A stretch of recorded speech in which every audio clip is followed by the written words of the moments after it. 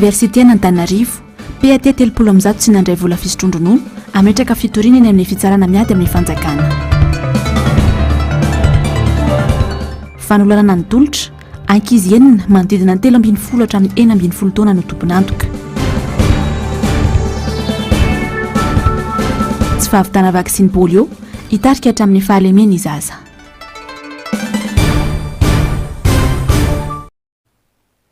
Misaotrana hatrany manaraka tsy tapaka ny fahitalavitry ny MBS amin'ny ity takarivan'ny talata fa 9 ny volana May ny taona 2024 ity.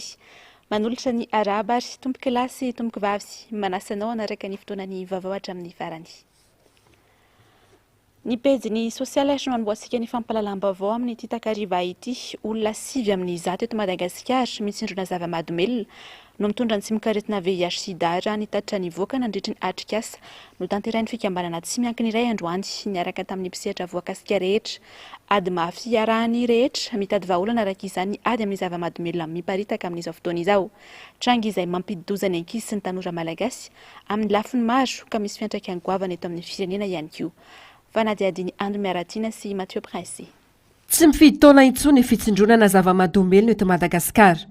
Ankoatra ireo tanora 10 hatramin'ny 430 taona, efa misy ankizy 9 taona roboka amin'izany ihany koa.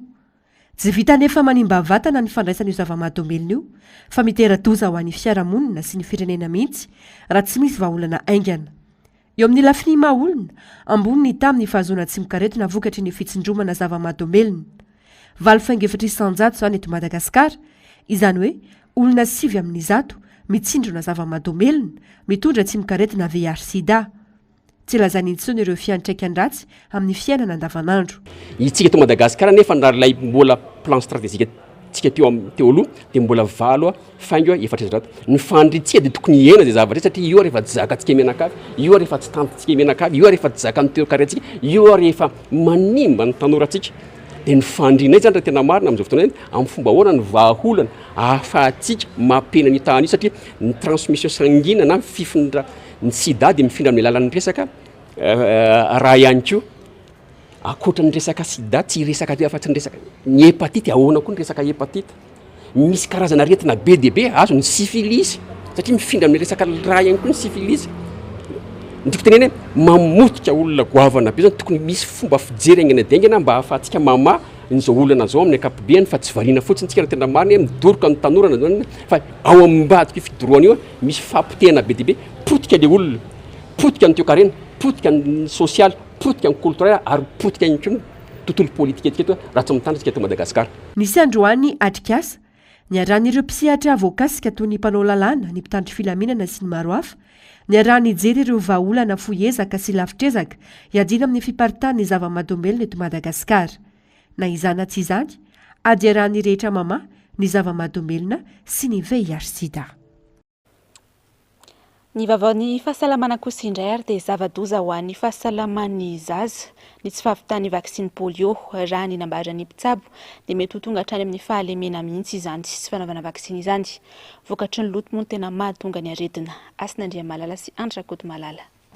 Mitarika hatrany amin'ny fahalemen'ny zaza ny tsy fahavitana vaksiny polio na ny vaksiny miaro ny zaza tsy ho tratry ny lefakozatra raha nambaran'ny mpitsabo. Tsindrona inefatra no tokony atao amin'ny zaza voateraka hatramin'ny 2 taonany ahafahana misoroka ity aretin-mandoza ity.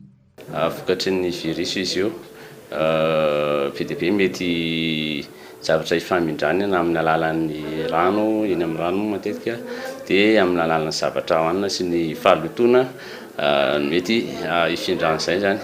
Dia ny anisan'ny tena atahorana amin'ny polio sy ny mety complication sy ny fitranga zany amin'ny lefakozatra. Ireny zany no mpahazo indrindra ho an'ny zazakely zany mety tratran'izay lefakozatra izay. Zany hoe mety alemy zany ny tongotra mety tsy afaka hitsangana izy dia lasa paralysé zany dia izay no tena vokatratrany izy. Vokatry ny avretrana sy vokatry ny rano maloto no tena azahoana ity aretina ity raha ny fanazavana trany. Raha ny zavatra hita moa zany dia matetika zany mbola hitana an'le virus eny amin'ireny rano maloto ireny. Izany hoe mety ifindra mety ho traritran'izay zany zaza raha ohatra hoe laloina amin'ny raha maloto eny izy dia manao tananambava dia mety mifindra amin'ny alalan'izay zany hoe resaka loto zany no ifindran'ilay izy matetika zany indray eto amintsika any amin'ny reny rano reny zany tena hipetrahan'ilay microbe zany. Nanomboka androany ka aharitra efatrandro nietsika fanaovam-bakisiny miaro ny zaza tsy ho tratry ny lefakozatra aka ireo zaza latsaky ny 5 taona no tsinjovina manokana amin'izany. Ny vaovaon'ny tranga ampiarahamonina kosa indray ary ankizy enina manodidina ny 13 hatramin'ny 14 taona no fantatra fa tompon'antoka tamin'ny fanolanana any tolotra zazalahy kely 20 taona sy ny zokony 12 taona. Ny roa tamin'izy ireo no efa tratra ka nahazo sazy, ny ambiny kosa mbola eo andalam-pikarohana. Misy olona hafa ihany koa oahina ao ambadika ity raharaha ity izay mbola karohina amin'izao fotoana izao. Raha ny vaovao hatrany mbola anatin'ny tsy fahasalamana tanteraka tolotra amin'izao ary manaraka fitsaboana mandra-piandro ny didim-pitsarana mivoaka ka afantarana izay akany andray azy. Ando miaratiana Mathieu Prince. Misy olany ny herisetra mianjady amin'ny ankizy tsy ampy taona eto Madagasikara. Lasipatra amin'izany ireo zaza-patory andalana na ny enfant de rue. Miandahy miambavy mihitsy izy ireo no hiara ny fanolanana. Tranga voatsela niatra tamin'ny tolotra 20 taona sy ny zokony 12 taona. Nitondra takaitra vokatry ny fanolanana niatra tamin'ny tolotra ka tsy natana ny malotony intsony. Mbola anatin'ny fitsaboana tanteraka izy ireo amin'izao fotoana izao raha ny vaovao. Ankizy enina manodidina ny 13 hatramin'ny 14 taona no voalasa fa tompon'antoka tamin'ny ity raharaha ity. Ny roa tamin'izy ireo no tratra ka niakatra fampanohavana omaly. Nivoaka ny didy ka notazonany amin'ny fonjany ankizy ireo navandoza. Ireo lehibe sy ankizy ambiny kosa mbola karohiny. Zany hoe ilay zaza victime zany aloha zany hatreto mbola en danger dia mbola mitondra fitsaboana azy ihany koa ny traitement fanafody dia aorianany didim-pitsarana izay avoaka ny fitsarana indray no ahafantarana hoe akany aiza no nametrahana ilay zaza roalahy. Fa ireo le nanolana zany no efa namoahany fitsarana didy omaly hoe alefa any amin'ny fonjan'ny ankizy indray cas pénal indray cas social. Satria ireo zaza ireo zany efa tsy vita andray aman-dreny intsony fa tsy maintsy miandry décision judiciaire no ahafahana mandefa ilay zaza any amin'ny akanjo sy ny takan'izany. Mijanona eo amin'ny antso fanairana fotsiny ataon'ny fikambanana tsy miankina manoloana ity tranga ity. Manana andraikitra goavana amin'ny fikarohana sy fanasaziana araka ny lalàna kosa ireo tompona andraikitra manandrify izany. Rehefa misy ny ankizy ataoko hoe hiara-ny herisetra ka hoe tojo anay na hitanay dia manao signalement zay fa anjaran'ny ataoko hoe fitsarana sy ny tompona andraikimpanjakana zany no manao an'izay ataoko hoe fikarohana sy fitadiavana n'izay olana vandoza. Mafy sy sarotra ny ady amin'ny herisetra indrindra ny miatra amin'ny ankizy eny amoron-dalana. Tsy anjaran'olon-tokana irery ny ady fa mitaky fandraisana andraikitra avy amin'ny rehetra. Raha hoe ny vahaolana zao dia izao aloha ataoko ngamba fa tsika rehetra samy mahita fa mbola tsy voafongana ary mbola tsy voafoana foana ireo ankizy mirenireny an-dalambe dia sarotra nefa ny tonga dia hoe izy vahaolana maharitra tafapetraka ao anatina fotoana foy fa tsy maintsy misy zany dinika izay rahana amin'ny sehatra miankina na tsy miankina ihany koa amin'ilay izy fa tsy afaky ny havita tena rery izay ao anatin'izay hoe fiarovana ny zaza izay. Raha natotanisa nivoaka teo anivon'ny centre Avonjy mandray antanana ny ankizy ara-ny herisetra mahatratra 9 ny tranga fanolanana tamin'ny volana martsa teo. 720 tamin'ireo latsaky ny 12 taona ary 720 nataony fianakaviana. Ho an'ny taona 2022 mananika ny 730 ny fitorohana ary 470 voray antanana. Ny vaovao avy any amin'ny faritra kosa indray ary dia miaina anaty fahasaarana tanteraka ny Tantsao amin'ny distrika Namparafaravola amin'izao fotoana izao. Raha tsy nivoaka barany an-toerana raha ny vaovao voaray. Nambaran'ny solombavam-bahoaka voafidy avy any an-toerana sy Lofoera Bekitsana fa ahina mbola hitombo aza ny fahasaarana ny Tantsa noho ny tsy fisian'ny vahaolana maharitra. Charmano Menjanahary sy Andrakoto Malala. Miakatra ny vary ao amin'ny faritra loatra. Ratsy anefa nivokatra ho an'ny distrika Namparafaravola noho ny olan'ny rano sy ny masombolotra ary ny zezika. Hoy ny solombavam-bahoaka alany tany an-toerana. Ahina mbola iena ny vidim-bokatra. Saingy mbola hiatrika fividianana lafo ireo masombolo sy zezika. Antony manokana mahatonga izany ny fahasahiranan'ireo tantsaha sy ny tsy fisiam-bola ka mety mivarotra ny vokatra amin'ny vidiny mora amin'izao fotoana ireo tantsaha mpamokatra. Voaroa volana fotsiny izay ano any amin'ny 340 kilao ny vary akotry. Miakatra ny vary zao mba fotoana fohy ananan'le tantsaha miakatra ny vary ny tantsaha dia 100 200 ny vary akotro zao ny vidina zezika ny lafo be ny dépense rehetrarehetra mikasika fambolena lafo be ny tsifisin'orana ny toetrandro lafo be problème dia midina ny vidy vary ary za eto dia miteny midina ny production ny vary amin'ity taona ity tokony ho tsapanareo mpitondra zany amin'izao fotoana zao ka tokony eritreritra sady anareo hoe ijaly ny eo amin'ny resaka vidim-bary amin'ity taona ity marina fa ao anatin'ny propagande ianareo anafatra vary betsaka nefa ireo vary ihany koa mba misy prix de revient ihany dia izay ny tena hoe ananaka tsy nivoaka bary tamin'ny 9 volana lasa no nitsonjovin'ny fanjakana ilay zezika nomena raha teo tsy mifanaraka amin'ny filan'ny tandy ary mety ho tonga hatramin'ny fahasimbany volovary aza ny fampiasana azy nisy fizarana zezika natao tany fa sous-produit avy any Ambatovy izy io izany hoe tsy mifanaraka amin'ny toetany any amin'ny faritra loatra na eto Madagasikara ary tsy vita tsara ny analyse indreo fa tonga dia natao fotsiny hoe io ny fizarana zay ary tsy betsaka koa zezika ny zaraina fa 5 taonina izay ihany nanamafy ity solombavambahoaka ity fa ny malagasy iray manontolo miaina anatin'ny fahasahiranana tanteraka sompotry ny vary aloatra mangoro saingy miaina anatin'ny olana ny mponina any an-toerana amin'izao fotoana fianakaviana miisa 7 no niarana fandravana sy famotehana entana omaly teny amin'ny fokotany Ambatofotsy komina Sabotsina Miana 30 taona mahery ireo fianakaviana ireo no ranajary ny tandra ny fanazavana saingy dia misy milaza ho tompony ny tany amin'izao fotoana izao Germano Menjanahary sy Andrakoto Malalatrana omaly tokony ho tamin'ny valora maraina no nisy laza fa andrefy tany eto amin'ity toerana ity ny arivan'io anefa vatan-dehilahy sy zandary no nentin'ilay nilaza ho tompony tany tsy nisy fifampirarahana fa tonga dia fandrodanana nahakasitanana ireo mpanajary ny tany sy ny tompony trano mihitsy aza ny zandary nandritra izany raha ny nambarany ireo nanatry maso 30 taona ireto fianakaviana ireto no nanajary sy nanorom-ponenana teto amin'ity adivory izay mirefy eo amin'ny 300 metatra toradroa ity tsy nitsy nijoro tompony io adivory io hoy ny fanazavana ny tany teo anilan'ilay adivory no fantatra fa manan-tompo ary milaza ho tompon'ilay adivory io amin'izao fotoana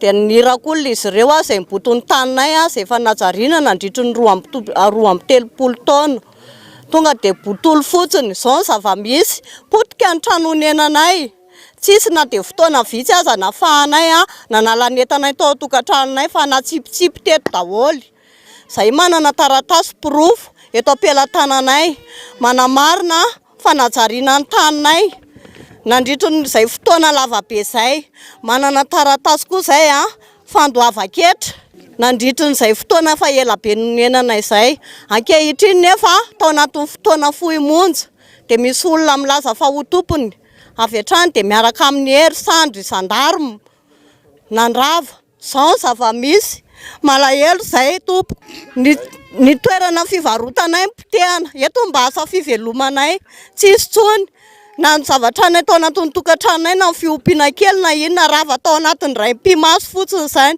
ka manao fitarana izay tompoko mba jereo izay majinika aty tsisy tany atoriana tsisy tany ipetrahana ny mpiaramonina mba niatrana ny sisitriana ny entana kely fa izay zao alina tontolo izay a mbola niaro tory teto niandry le fananana kely satria tsisy tompona andraikitra mba afaka niaro fanananay dia teto izay menakavy kely mifamezivezy niaro tory niandry ny entana teto efa nisy fangatahana io tany io isoratra tamin'ireto fianakaviana izay efa nanajary azy io tany amin'ny domaine saingy tsy nisy valiny izany na izany aza nandohetra ara-dalàna ilay trano izay naorina ary nahazo jiro avy amin'ny jirama ary manana loatrano mazava avy amin'ny commune zava-misy zao satria za dia nisy amponina teto Ambatofotsy ary fanila kely arabe ny elanelanay sy ty tompony trano narodany ity mbola tsisy romborombo tsisy neninina tsisy nenina ka mbola tsy nisy peton'ireo olon'ireo ary tsisy mbola mifandrirodrirotra ara-tany teto hatramin'izay ary nionina tsara teo reo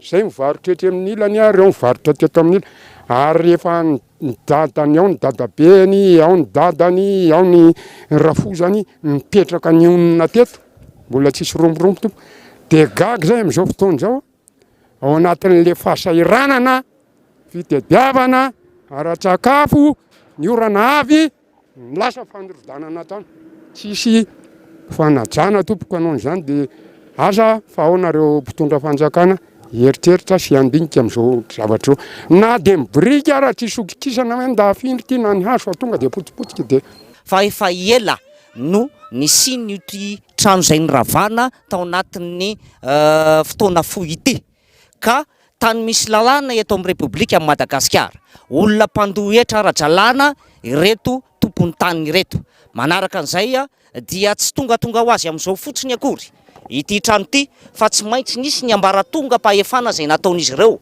ary manana ny adresy mazava ary ny fandoava-ketra ity trano ity ka ho anay zany eto nivon'ny fiarovana zomim-panjifa dia tsy misy afa-tsy ny hoe fanoherana ny simba. Entana maro no potika nandritra ny fandravana. Any an-tran'olona no mipetraka amin'izao ireto fianakaviana ireto miaraka amin'ny entany. Nampiseho firaisan-kina tamin'izy ireo ny fokon'olona teo an-toerana androany. Misy kolokolo goavana izao raharaha izao hoy ny fanazavana. Mangina ny ben'ny tanàna, tsandrenesam-peo ny vokotany. Manjaka ny tsirary eto amin'ny firenena ankehitriny. Izay mahitahita sy manam-bola ihany no mahazo laka hatrany amin'ny zandary sy ny fitsarana ho etrany ireto fianakaviana ireto. Niezaka nijery ny sefim-pokotany izahay, saingy tsy hita tao an-toerana. Nihidy kosa ny prômy ben'ny tanàna. Nandritra ny fandalovanay teo ho sabotsina mehana. Telo taona kosa izay no tsy nandray ny fisotrondronono ny mpiasam-pandraraha eo anivon'ny Université n'Antananarivo na dia efa nesorina tamin'ny karaman'izy ireo isam-bolana azy zany. Nandamoaka avokoa ary tsy natambaolana ny fitarainana sy ny antsovontsy natao tamin'ny tompon'andraikitra voakasika raha ny fanazavana. Ametraka fitoriana eny amin'ny fitsarana miady amin'ny fanjakan'izy ireo ny fahenina amby 20 ny volana May ho avy zao. Andy Miaratina, Mathieu Prince. Nosontomina tamin'ny karamisam-bolana kanefa tsy nisitraka ny vola fisotrondronono ny antonany maro ireo mpandraraha eo anivon'ny université. Matsiaro atao ambanin-javatra izy ireo manoloana ny fitakiana natao hatramin'izay. Zay tsy nefa nahefa ny CRCM satria efa nisotomina tamin'ny karamanay ilay izy fa ny mpitantana ety amin'ny université zany nizaraky ny teny namanay teo hoe tamin'ny décembre 2020 zay niona taminy dia hoe nandoavan'ny karama 4 mois 8 mois ny PAT en pernasa ilay izy satria ny grève ireo dia hoe matahotra grève izy. Dia zay moa ny teny nefa ny raha ny tokony izy tokony miandry subvention ireo PAT mandray karama fa tsy ny CRCM no andoavanao ny karamany mpandraraha pernasa. Dia zay zany lasa ohatrany hoe ny anay indray zany araky ny fitenenana hoe no ahitanay loza. Dia satria tsy voasolo ilay vola. Satria ny andro subvention zany dia tapaka subvention ono nanomboka ny juin 2020 dia tsy voalohany ilay anay. Farafahakeliny 20 taona nesana teny amin'ny université ireto mpandraraha ireto efa tsy miasa ny ankamaroany. Tsy manana fidiram-bola intsony araka izany izy ireo ka miantso vonjy ny jerena manokana ny vola nisasarana hatramin'izay.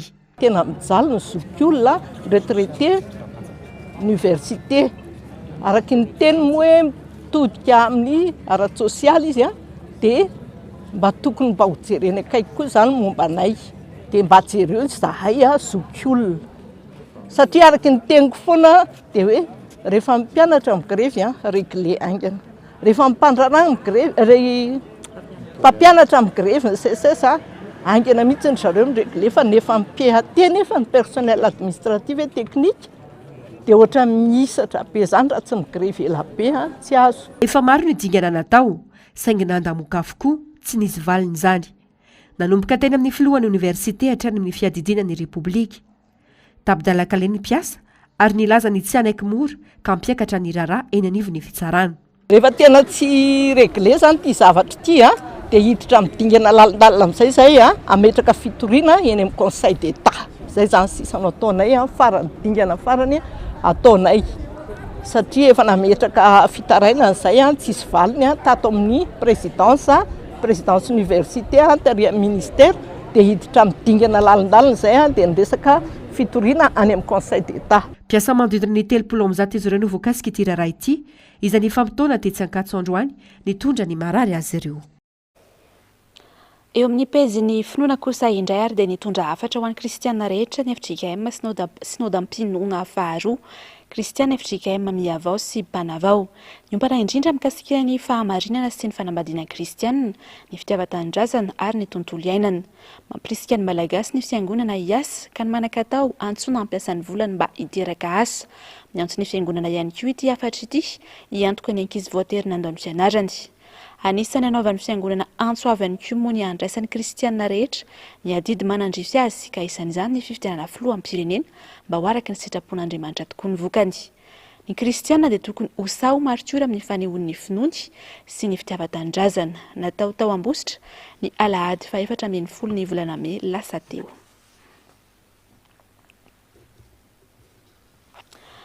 Ny vaovao mahakasika ny raharaham-pirenena kosa indray teti-bola-panjakana sy mpanitsinana ny LFR no antom-pivoriana solombavambahoaka amin'izao fivoriana ara-potoana voalohany izao. Tsy mbola misy resaka mihitsy nefa ny mahakasika izy io eny anivon'ny antenimieran'ny pirenena. Fihesika izay mampiaya sy ilazany maro fa tsy manambola ny fanjakana. Charmano Menjanary, Andrakoto Malala. Ankoatra ny fandiniana ireto olo-dalàna maro samihafa dia isan'ny antony anatanteran'ireo solombavambahoaka ny fivoriana ara-potoana amin'izao fotoana izao ny fandiniana manokana ny LFR na ny loi de finances rectificative. Hatramin'ny androany tsy mbola nisy resaka ny mahakasika io teti-bola-panjakana ho asy-panitsina io eny anivon'ireo solombavambahoaka izay mivory amin'izao fotoana. Nilaza kosa ny ministra androany fa tsy miankina amin'ny fanapahan-kevitry ny ministra Samirery io fa miankina amin'ny fanapahan-kevitry ny gouvernemanta. Ny mahakasika ny loi de finances rectificative tsy fanapa-kevitry ministra fitantanam-bola irery fa fanapa-kevitry ny gouvernemanta dia mbola miandry an'izay fanapa-kevitry gouvernemanta izay sisa. Isan'ny andrasany maro amin'ny teti-bola-panjakana ho asy-panitsina io ny vola hoentina manatanteraka ny fifidianana. Mbola baraingo ny mahatonga ny ministera sy ny gouvernemanta tsy andrenesam-peo mihitsy mahakasika io LFR io eny anivon'ny antenimieram-pirenena amin'izao fotoana io. Raha tsy aivina dia efa nilaza ny fitondrana Rajoelina fa tsy manambola ny fanjakana. Rano lavin'ny ministry ny fitantanam-bola io filazana io. Taty aoriana kelin'io anefa niparitaka ilay taratasy mangataka fa matsim-bola anatanterahana fifidianana natao ny fitondrana. Mbola miandry ny fanapahan-kevitry ny gouvernemanta izany ny solombavambahoaka amin'ny fandiniana io LFR io. Tsy manambola ve ny fanjakana ka mampitarazoka ny fanapahan-kevitra amin'ny tokony andinian'ny solombavambahoaka izany andrasana ny fivoaram-baovao. Ny vaovao mahakasika ny fifidianana kosa indray dia tsy maintsy atao amin'ny titaon-teny fifidianana na inona miseho. Tsy tokony ataon'ny fitondram-panjakana ala olana mihitsy ny tsy fisiany vola onona ambaran'ny mpanao politika Marc Ramiaron-Jatovo androany. Tsy mbola tara ihany koa raha izao vao iroso amin'ny fifampiresana sy ny fifampidiniana anatsarana ny zotra fifidianana. Ando miaratiana, Mathieu Prince. Tsy ara-dalàna ary manitsaka ny lalam-panorenana ny fikasana metraka tetezamety eto amin'ny firenena na amin'ny endrininona na amin'ny endrininona tsy maintsy atao amin'ny titaona 13 ity ny fifidianana. Vao mandray fahefana dia efa tokony ho fantatry ny mpitondra fa 5 taona ny fepito-piasany ary miala rehefa tapitra izany fa tsy miala ilana amin'ny antony maro toy ny tsy fisiany vola. Efa tokony vonona mialoha avokoa ny mahakasika izany raha tena fatra-panaja ny lalam-panorenana ny fitondrana amin'joro. Fa hadisoana ara-politika izany satria teto Madagasikara hatramin'izay ninninona olana fifidianana tsy maintsy hatrehina, ninninona problème fanjakana fifidianana tsy maintsy hatrehina. Dia tsy manana raison mihitsy izany fitondram-panjakana hoe noho ny antony izao na noho ny antony izao dia hanangana tetezamita dia ho hitarina tahaka ny zao volana na zao taona ny tetezamita. Noho izany tsy tokony andika lalam-panorenana antsika. Zay fotsiny izany aza andikana lalam-panorenana fa rehefa tonga ny fotoana izay hanaovana ny fifidianana dia andeha atao ny fifidianana satria izany no antsoina hoe tany tandalàna. Na amin'ny endrininona na amin'ny endrininona ny tetezamita heverina apetraka dia tsy ara-dalàna zany ary jereo fa ny mpamatsy vola dia mijery tsika isan'andro san'andro ny fomba fitantanan-draharaha eto amin'ny firenena ka raha miditra ao amin'izany tsika dia mihitatra ihany ilay fandika-dalàna ataon'ny mpitondra ankehitriny. Misafotofoto ny olo-pirenena manoloana ny toetra raha misy. Efa bolana ty aoriana moany seny iny volavolana tety androm-pifidianana ho amin'ny taona ity, tsy mbola namoaka didy mahakasika izany ny mpitondra fanjakana. Tranga izay maneho tsy fahavononana tanteraka. Tsy mbola tara hoy ny fanazavana raha izao ny arikando sy fampiresaka ny herivelona rehetra amin'ny fanatsarana ny zotra am-pifidianana.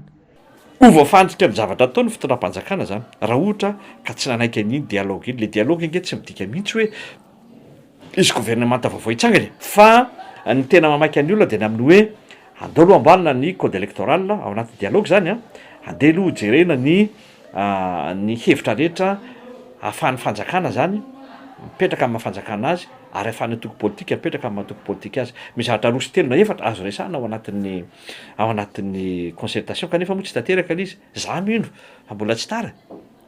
Io nataontsika hoe ao anatina tapabolana raha mbola azo atao foana ny manao dialogy ary ilaina zany ke tsy ampy teto firenentsika. Any ampialantanany olom-pirenena ny fahefana tsy vita ny vava fotsiny zany fa mitakididy amanandraikitra tsy tokony anaiky lembenana ka hovo na hovoafandrika amin'ny kilalao maloto sy kajikajy maloto ny rehetra.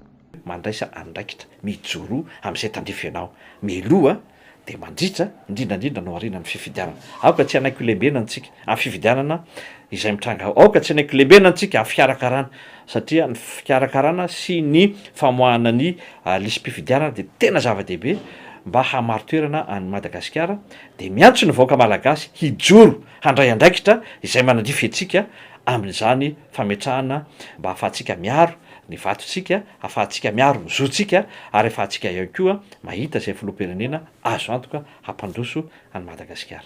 Mba ahafahanao miaro ny zonao sy manana zo dia mila mifidy aloha zany ianao.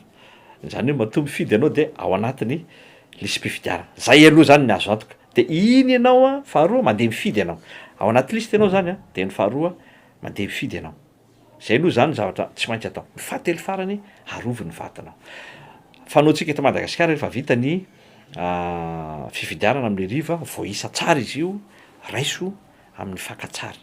Fa le taloha ianareo aza mieritreritra ny tany 2018 ka hoe afaka herinandro dia avoakanareo lisym-pifidianana ny voka-pifidianana fa ny voka-pifidianana tokony avoaka isaky ny bureau de vote ary zay ny voalaza ny lalàna dia avoay manomboka izao dia hijery ny vahoaka malagasy rehetra manerana Madagasikara hita hoe io tokoa ilay vato tao anatin'ny bureau de vote. Mametraka ny aiainy manoloana ny fomba fiasan'ny seny ny mpanao politika amin'izao. Tsy ampy ny fanentanana ka mampiraviravy tanana ny olom-pirenena izay tompom-pahefana. Tsy mandearaka ny tokony ho izy ary tsy mazava amin'ny rehetra ihany koa ny fomba fiasa amin'izao manakaiky fifidianana izao. Miantefa mivantana any amin'ny seny ny fanontaniana napetraka ity mpanao politika ity ny amin'ny toy ny fionana ny arahan'ireo mpisehatra politika Tetsalarby, Andro Marolasa izay sy ny fanatanteranaireo fenkivitra ny voaka tamin'izany.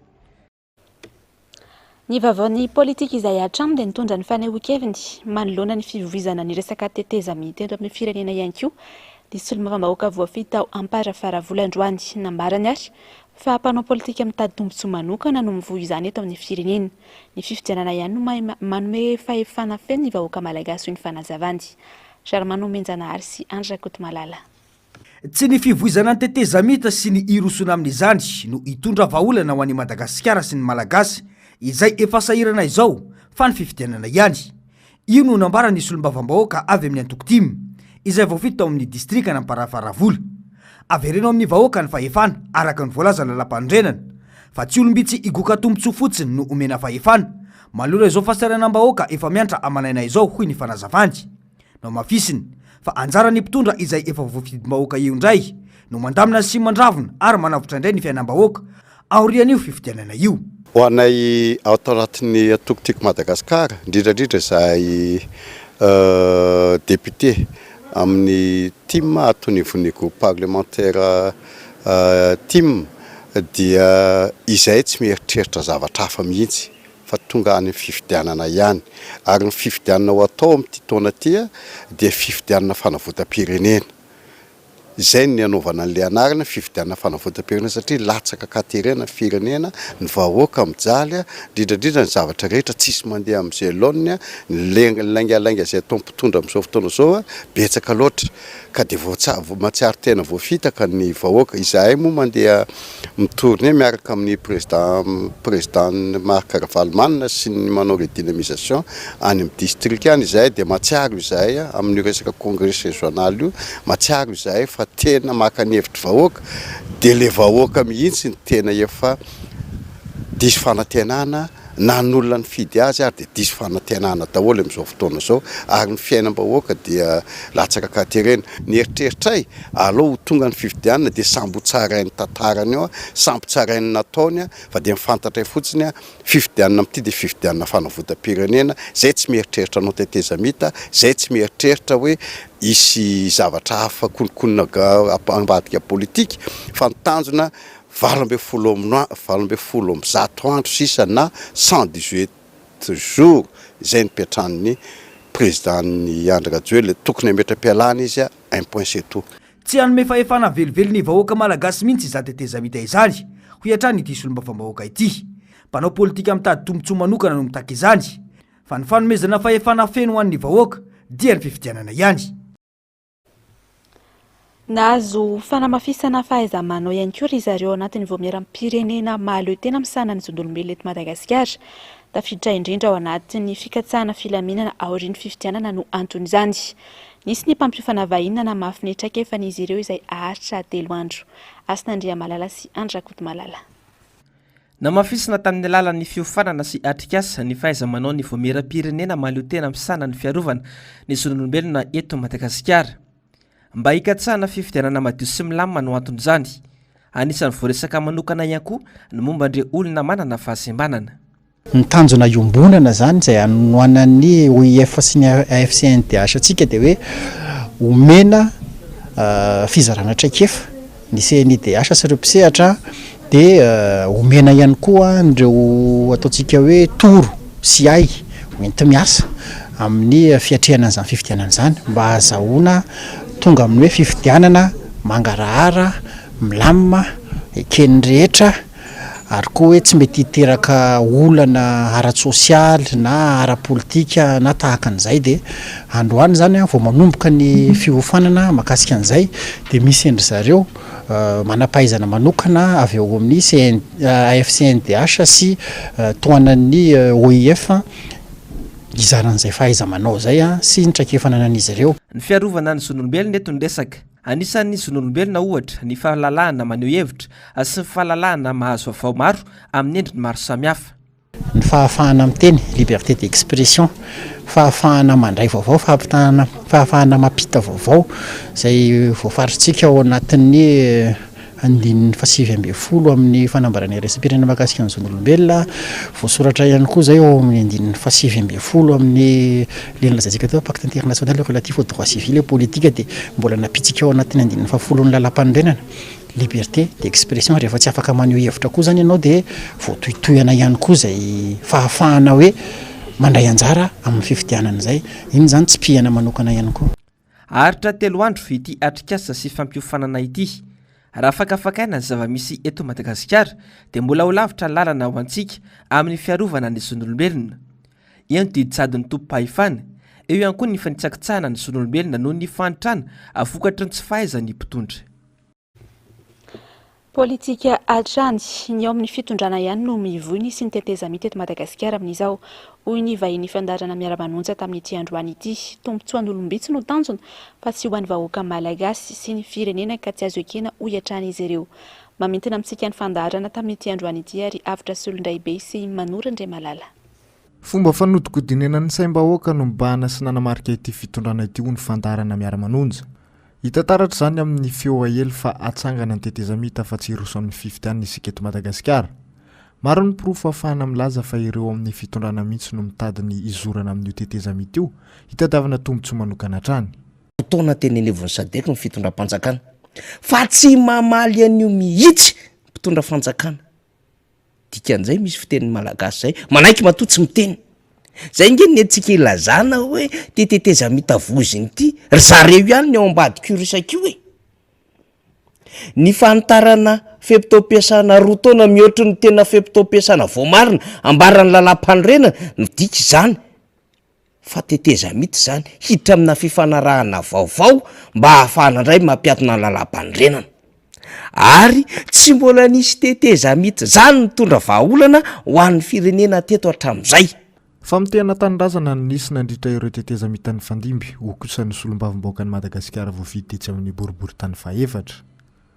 Endreny dia jerevy koa hoe tetezamita tamin'ny nisy fotoana koa jerevy tamin'ny 91 nisy ny tao amin'ny Hervelona Rasalama ena koa ny zavatra mitranga tao PDB aneny ny atao hoe bizina maloto tao e.